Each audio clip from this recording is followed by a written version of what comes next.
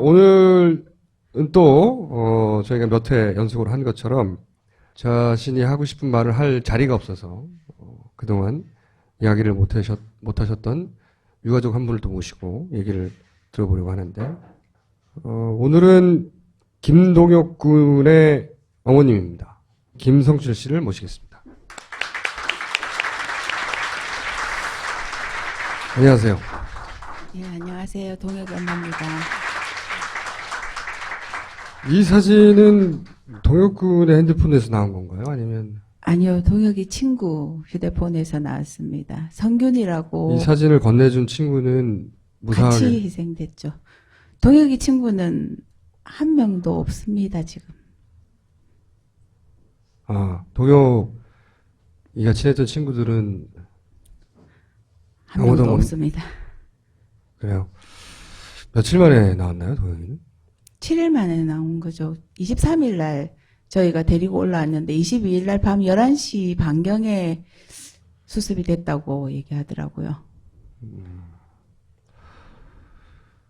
그리고 동혁이 친구들 중에 나온 친구는 아무도 없고요.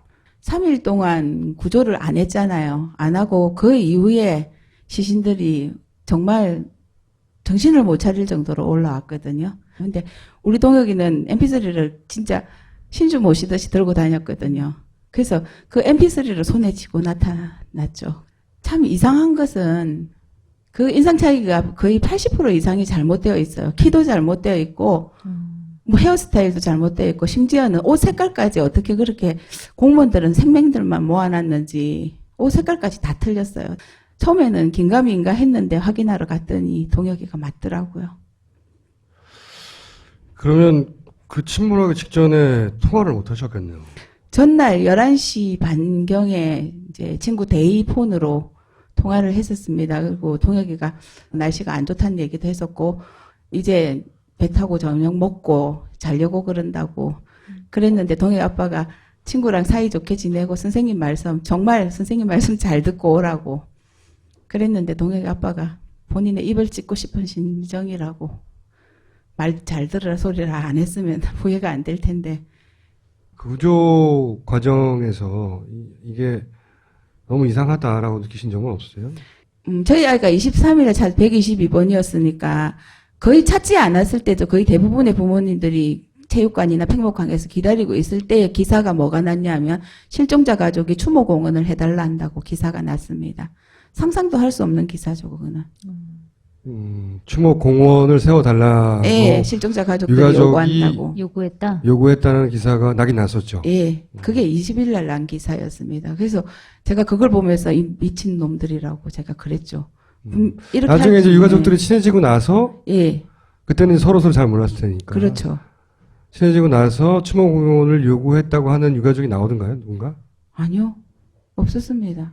계속해서 유가족이 화가 날 수밖에 없었던 그런 일들이 뭐가 있었어요? 제일 대표적인 게 시체팔이 한다는 얘기죠. 시체팔이 한다는 얘기고, 두 번째는 특혜 원한다고, 대학 특례 입학, 그리고 의사자 지정. 근데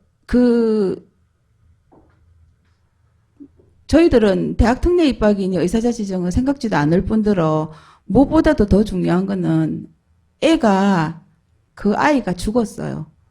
그 아이 목숨을 팔아서 내가 무슨 부귀영화를 누리겠다고 모두가 그 수많은 돈을 100억을 준다 한들 자식이 없는데 그게 무슨 소용이 있습니까?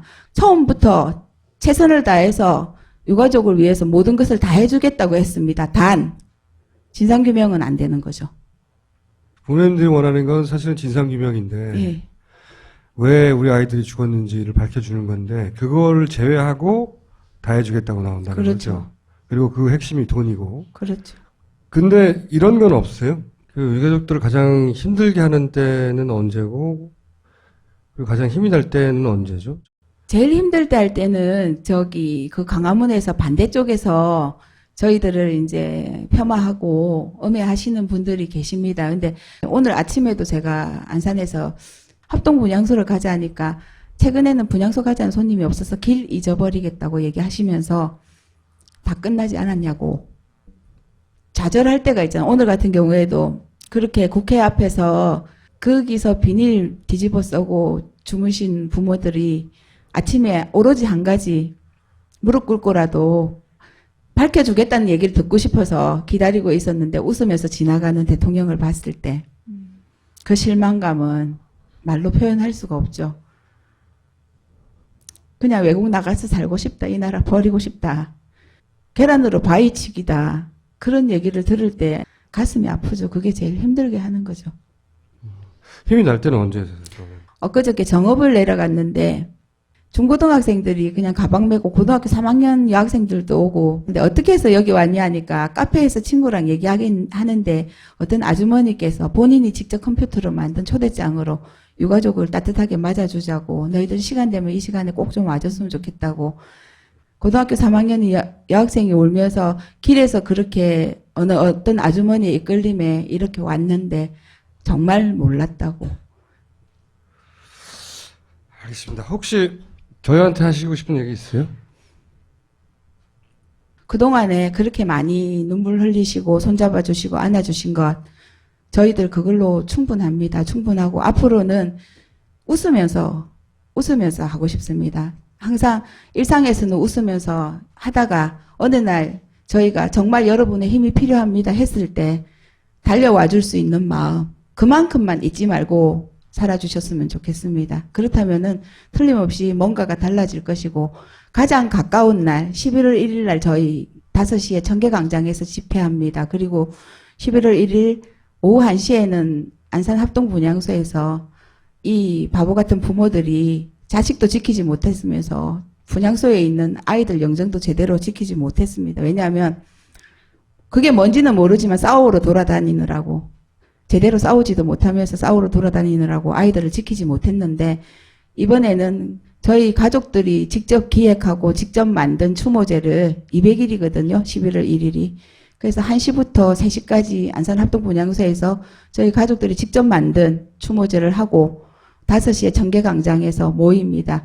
물론 특별법이 어떻게 될지 모르겠습니다. 내일 어떤 결과가 나올지 모레 어떤 결과가 나올지 아니면 안 될 수도 있겠지만 거기에 따른 저희들의 목소리를 같이 한번 내주셨으면 하는 마음이 정말 간절합니다.